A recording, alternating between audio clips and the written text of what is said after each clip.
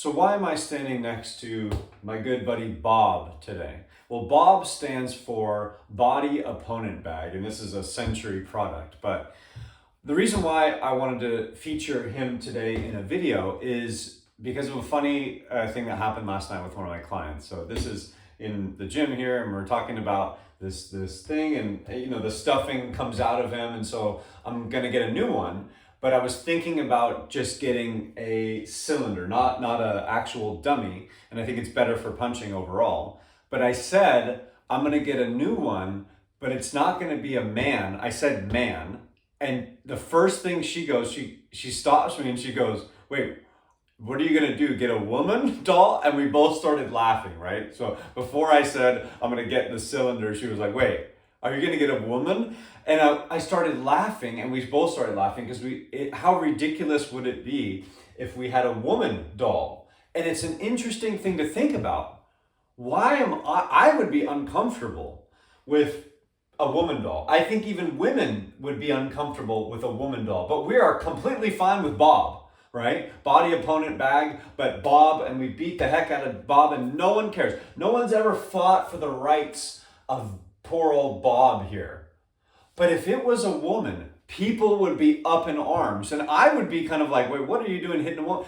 So the whole reason why I want to talk about this is we have this obsession. I have seen it's kind of quelled a little bit in this country of the United States with equality of the sexes, that men and women are equal, and they are on many levels, but they also aren't, and that's just the facts. And one of those facts is we know that hitting a woman is not a good thing, and it's because men physically are much superior than women. This is why when you go to the Olympics, you look at the 100-meter and you look at all of the events, there's men and women. If men competed against women in any event that has to do with physical prowess, there would not be any women that would win. And you've seen people who are men who are competing in women's because people allow this for some reason, and you're seeing them dominate. And so we inherently know this, but societally and culturally we're trying to do some changes. But I like to live in reality, and I think certain things are just the facts. And when it comes to physicality, on average, men are going to dominate women. And so that's why it's unfair to hit a woman, is because one little punch from a man could severely injure a woman. And this is why you don't have like the kickboxing, where men are competing against women. But the idea in regard to, everyday human interactions and things like that, we already have been equal. This is how things are written in law, but we like to make things out that things are more unfair than they really are, and this is just natural. But I wanted to bring this concept up because I think that men and women are not equal, and that's a good thing. I think that it's a positive. I'm never going to be, as a man, I'm never going to be as good as a woman at rearing children. No matter how much training I have, no matter how many books I read, no matter how much passion I have, a woman is designed for that. They literally are designed for two. They can rear a child in them. There's this connection that's going on. We were talking about surrogacy, and it was like one of the Kardashians, I guess, was complaining that their kid that was born through surrogacy isn't connecting with them. And that's what this person was saying. They were like, the baby grows inside of you, listens to your voice for that time, and is connected, literally connected to you. And that's why there's such a huge bond from mom and child. And so that is something that I will never be able to do. And that's a strength for women. We tend to equate female, and I think females are the ones doing this more than anything, that like feminine strengths are not real. Like they're not, they shouldn't be valued. So many women now are like, don't have kids and become a CEO. And I'm looking at it, I'm going, the number one thing that we have in the world is life.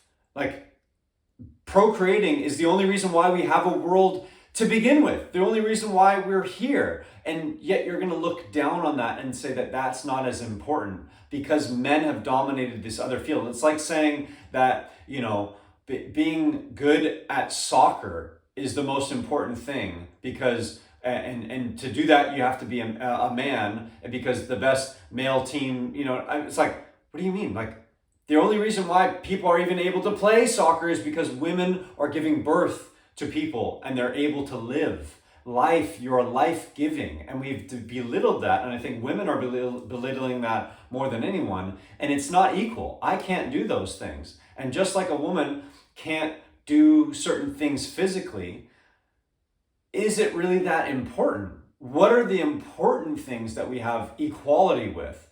The laws, the human rights, all of those things have been equal for a very, very long time, but yet it's not good enough, like I said. And so here's how you can get good enough, all right? Make it comfortable. Find ways of making it comfortable with a woman bag where I can hit a woman bag and then it's okay. But why won't it be okay? And it won't be okay for women. It won't be okay for men. Why? Ask yourself those questions why. It's inherent in us. We know better, but we're trying to logic things out and make everything equal when we know that that isn't true. Women and children first. Where does that come from? Because men aren't as valuable in society in regard to a life or death situation.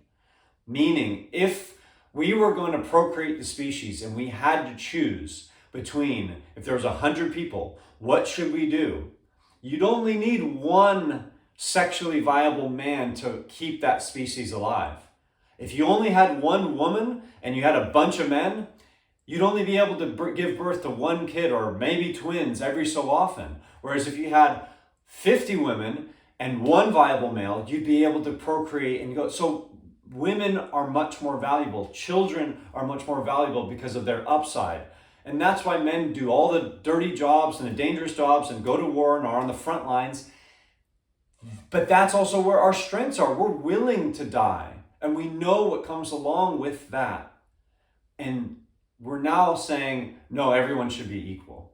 And I look at that and I go, nature has given us this great balance. Yes, maybe things were out of balance for many years. Maybe men dominated in regard to so many things in the past, but that's not what we've done today in this society with laws and the police and so many things that we've had to our advantage. We've equaled everything out. Technology, you don't need men's strength as much. So now that things are so much more equal, why aren't we looking at both of our strengths and trying to enhance them and add and supplement each other as opposed to dominate one another? And I think it gives credence to these people who are now on like the manosphere and who are like, oh, women shouldn't do it. You're giving them ammunition because you're not celebrating the differences between the two, and they're going completely extreme on one end. And so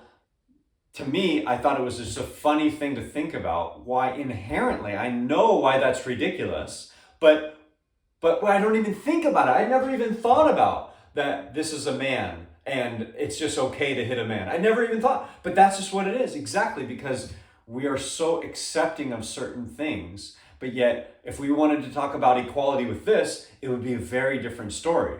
So it's only a convenient a conversation about equality where you want these things, but I think it's actually going to work in the detriment of those. I look at relationships and I look at the way that people are in regard to their happiness and divorce rates, and our wants, the things that we think we want, are actually working against us because we're not going with nature and the way that how God made us. I don't want to say that God worked with people because people are going to get offended, but this is just how things are. Something bigger than us, if you want to call it God, great.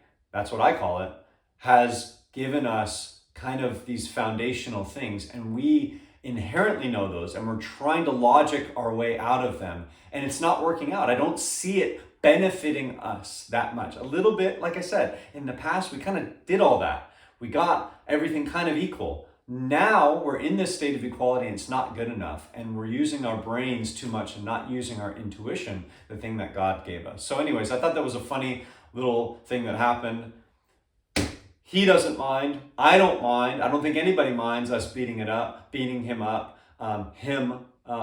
And so it's an interesting thing to think about when it comes to equality. And this is just some of the stuff that I like to get out of my head. And that's it for today.